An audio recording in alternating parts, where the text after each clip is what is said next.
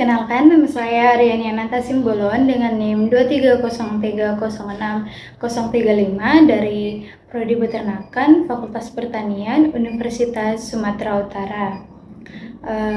Di sini saya akan menjelaskan tentang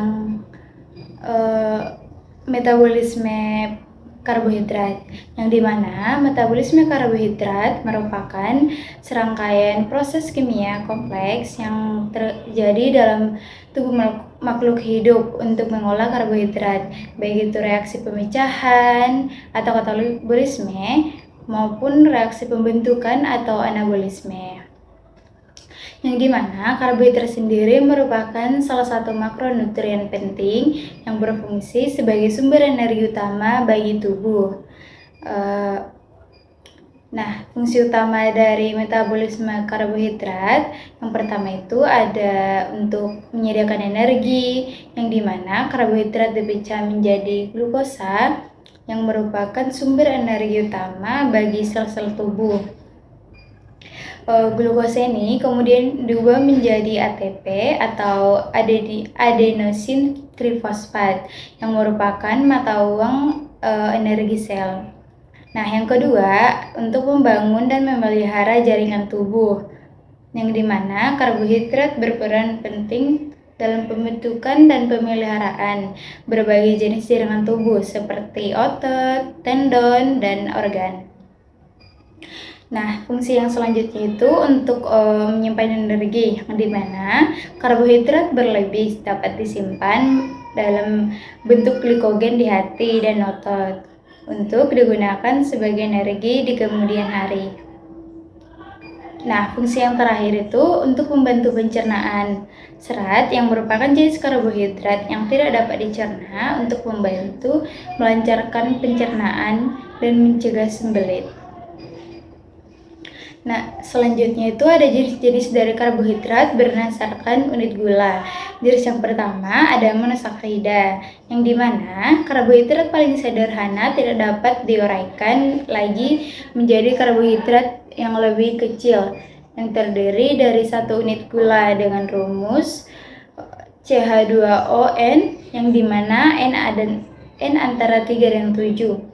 Contohnya itu ada glukosa, fruktosa, galaktosa, dan ribosa, dan yang terakhir ada deoksiribosa.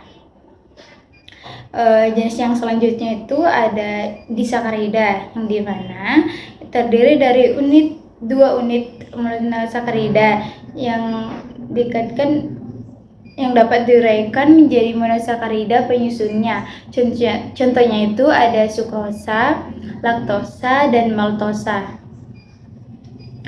Selanjutnya itu ada jenis oligosakarida, yang dimana terdiri dari 3-10 unit monosakarida yang dihubungkan oleh ikatan glikosida yang dapat diuraikan menjadi beberapa monosakarida. Contohnya itu ada rafinosa atau kacang-kacangan dan satikosa atau ubi jalar. Jenis yang terakhir itu ada polisakarida yang terdiri dari banyak unit monosakarida atau lebih dari 10 yang dihubungkan oleh ikatan glikosida yang tidak dapat diuraikan menjadi monosakarida secara langsung. Contohnya itu ada amilum, glikogen, dan selulosa. Selanjutnya itu ada proses-proses metabolisme pada metabolisme karbohidrat. Proses yang pertama itu ada glikolisis. Glikolisis berasal dari kata glukosa dan lisis atau pemecahan, yang dimana proses metabolisme awal yang mengubah satu molekul glukosa atau gula sederhana menjadi 2 molekul asam piruvat. Proses ini terjadi di sitoplasma sel yang dihasilkan energi dalam bentuk 2 ATP atau adenosin trifosfat dan 2 NADH atau nikotinamida adenin di nukleotida, yang dimana glikolisis merupakan tahap awal dari respirasi seluler. baik aerob dengan oksigen maupun anaerob tanpa oksigen. Nah, proses selanjutnya itu ada glikogenesis, yang dimana glikogenesis merupakan proses pembentukan glikogen dari glukosa. Nah, glikogen merupakan bentuk penyimpanan glukosa dalam bentuk tubuh yang terutama ditemukan pada hati dan otot. Nah, glikogenesis terjadi ketika kadar glukosa dalam darah tinggi seperti setelah makan. Hormon insulin dapat merangsang proses itu karena hormon insulin dapat meningkatkan proses glukosa dalam sel dan merangsang metabolisme glukosa.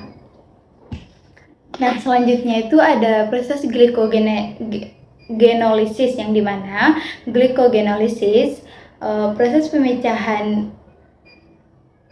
Nah, proses ini terjadi ketika kadar glukosa dalam darah seperti saat berpuasa atau berolahraga. Nah, hormon glukagon dapat merangsang proses ini karena hormon glukagon dapat meningkatkan kadar gula darah dengan menstimulasi pemecahan glikogen menjadi di hati. Nah, glikogenesis dapat membantu tubuh mempertahankan kadar gula darah yang stabil. Nah, selanjutnya itu ada proses yang terakhir. Nah, gluconeogenesis, yang dimana gluconeogenesis merupakan proses pembentukan glukosa menjadi sumber non-karbohidrat seperti asam amino dan gliserol.